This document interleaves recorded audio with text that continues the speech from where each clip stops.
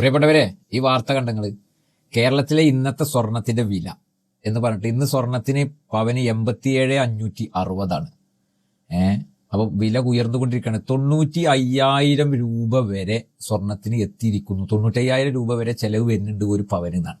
അപ്പൊ ഈ വാർത്തയിൽ പറയാണ് ബഹിഷ്കരണം നടക്കുന്നുണ്ട്, ആളുകള് വലിയ ക്യാമ്പയിനുമായിട്ടൊക്കെ മുന്നോട്ട് പോകുന്നുണ്ട് എന്നാണ്.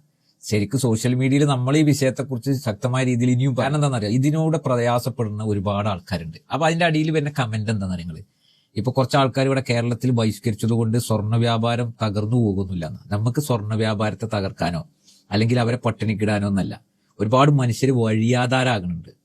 പ്രത്യേകിച്ച് ഞാൻ ആലോചിച്ച് പോവുകയാണ്, ഇങ്ങനെയൊക്കെ വരുമ്പോൾ ഈ മുസ്ലിം സമുദായത്തിൽപ്പെട്ട ആൾക്കാരെങ്ങനെയാണ് ഇങ്ങനെ കടത്തിൽ കുടുങ്ങുന്നത്, എന്താണ് ഇതിന്റെയൊക്കെ മാനദണ്ഡം എന്നുള്ളതാണ്. ഇതിന്റെ ഇടയ്ക്ക് ഒരു ഉസ്താദ് വന്നിട്ട് കൃത്യമായി പറഞ്ഞു വെള്ളി ആഭരണങ്ങളെ കുറിച്ച്, അല്ലേ, അതിന്റെ സുന്നത്തുകളെ കുറിച്ചൊക്കെ പറഞ്ഞു.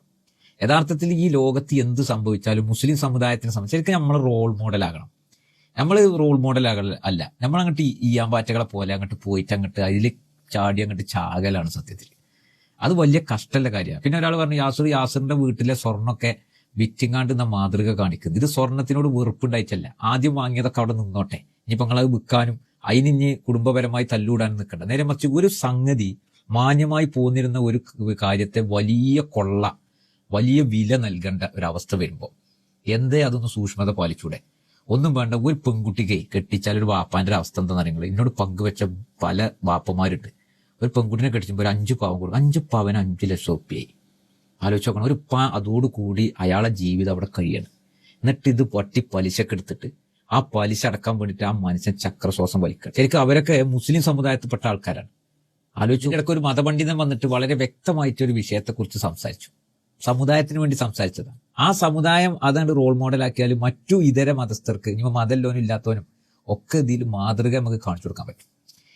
അപ്പൊ എല്ലാവരും ചോദിക്കുക എന്ത് മാതൃക നോക്കൂ. പലിശരഹിത ബാങ്കിങ് സിസ്റ്റം ഇന്ന് യൂറോപ്യൻ രാജ്യങ്ങളിലൂടെ നടപ്പിലാക്കുന്നുണ്ടല്ലോ. അതിന്റെ ഒരു ഗുണത്തെ കൃത്യമായി മനസ്സിലാക്കി. ഇത് എവിടുന്ന് വന്നതാ? ഇസ്ലാമിക ബാങ്കിങ് സിസ്റ്റം എന്ന് പറഞ്ഞാൽ അത് ഇസ്ലാമിക സമൂഹത്തെ, ഇപ്പോൾ 6-ാം നൂറ്റാണ്ടിന്റെ പ്രാകൃത സംസ്കാരക്കാരെന്നൊക്കെ പറയും. ശരിക്കും നിങ്ങളൊന്ന് ആലോചിച്ച് നോക്കുക, ഒരു ഇസ്ലാമിക ബാങ്കിങ് സിസ്റ്റം യൂറോപ്യൻ രാജ്യങ്ങൾ വരെ നടപ്പിലാക്കി റോൾ മോഡലാക്കി മാറ്റുമ്പോൾ അപ്പൊ അതിലൊക്കെ വലിയ കാര്യങ്ങളുണ്ട് കൂട്ടരെ എന്ന് പറഞ്ഞതുപോലെയാണ്. ഇപ്പൊ ഞാനിത് പറയുമ്പോൾ സ്വർണ്ണ കച്ചവടക്കാരൻ തകർന്നു പോകണമെന്നല്ല, അവർക്കും കച്ചവടമല്ലേ, കച്ചവടം വളരെ കുറവാണ്. കച്ചവടം നടക്കണില്ലെങ്കിൽ സ്വർണത്തിന്റെ വില ഇടിയും എന്നൊന്നും പറഞ്ഞിട്ടില്ല. നേരെ മറിച്ച് നമ്മൾ കടക്കാരാകാതെ മാറും, കടക്കണിയിലേക്ക് പെടാതെ മുന്നോട്ട് പോകും. പൈസക്കാരൻ വാങ്ങിക്കോട്ടെ, അതിനൊരു കുഴപ്പമില്ല, പൈസ ഇല്ലോനല്ലേ അത് വാങ്ങാൻ പറ്റുള്ളൂ.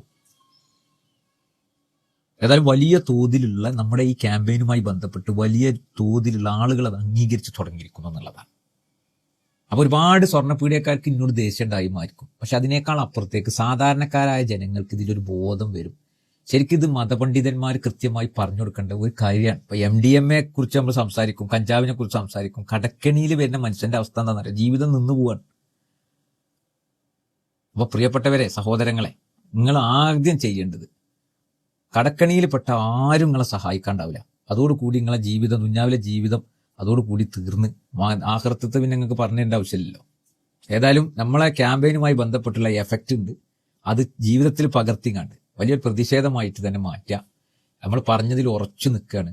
കാരണം അത് അനുഭവത്തിന്റെ വെളിച്ചത്തിൽ പറഞ്ഞതാണ്, അല്ലാതെ കച്ചവടക്കാരോട്, സ്വർണ്ണ കച്ചവടക്കാർ ഇന്നൊന്നും കാട്ടിയിട്ടില്ല, ഞാൻ അവരെയും ഒന്നും കാട്ടിയിട്ടില്ല. നേരെ മറിച്ച് ഒരു സമൂഹം മുഴുവനും ഈ സ്വർണത്തിന്റെ പിന്നാലെ പോകുന്നത് കൊണ്ട് ഒരുപാട് ഉപ്പമാര്, കുടുംബങ്ങൾ കണ്ണീര് കുടിച്ചുകൊണ്ടിരിക്കുകയാണ്. അപ്പോൾ പ്രിയപ്പെട്ടവരെ, ദയവ് ചെയ്ത് നമ്മൾ റോൾ മോഡലാകാൻ മുസ്ലിം സമുദായം രംഗത്ത് വരണം എന്നുള്ളത് തന്നെയാണ് എനിക്ക് പറയാനുള്ളത്. ബാക്കി നിങ്ങൾക്ക് നിങ്ങളുടേതായ അഭിപ്രായം പറയാം. എൻ്റെ അഭിപ്രായം ഇതാണ്. ഇത് ആളുകളെ നോക്കിയിട്ടുള്ള അഭിപ്രായമാണെന്ന് ഓർമ്മപ്പെടുത്തിക്കൊണ്ട് നിർത്തുന്നു. നന്ദി.